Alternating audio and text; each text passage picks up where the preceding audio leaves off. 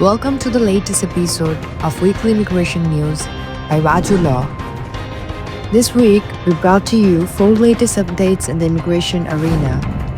Let's start with the headlines. Cap reached for additional returning worker H-2B visas. Nationwide ads warning illegal aliens to self-deport and stay out. Trump administration fires immigration judges. Trump administration restores student status. Let's get into details. On April 23, 2025, USCIS announced that it has received enough petitions to reach the cap for the additional 19,000 H-2B visas for returning workers with start dates from April 1 to May 14, 2025, under the fiscal year 2025 temporary final rule. April 18, 2025 was the final receipt date for those petitions. Further details are available on the USCIS temporary increase in H-2B visas page.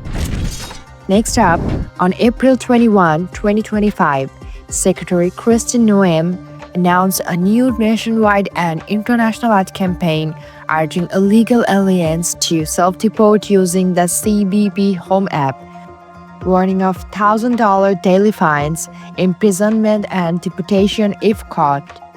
The ads, highlighting crimes committed by illegal aliens, will run in multiple languages across TV, digital platforms, and social media to target both domestic and international audiences.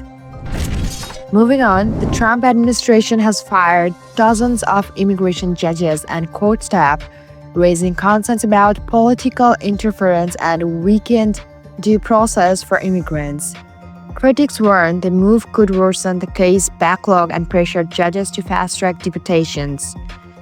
Legal experts say the firings align with border efforts to speed removals and limit access to fair hearings. Some judges were dismissed mid-case, prompting a case appeal. Immigration courts, already lacking full judicial independence, now face growing uncertainty under these changes.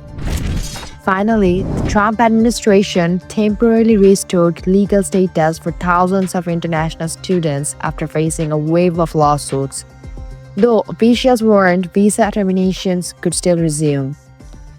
Immigration authorities had deleted student records from a federal database, triggering panic and emergency court orders.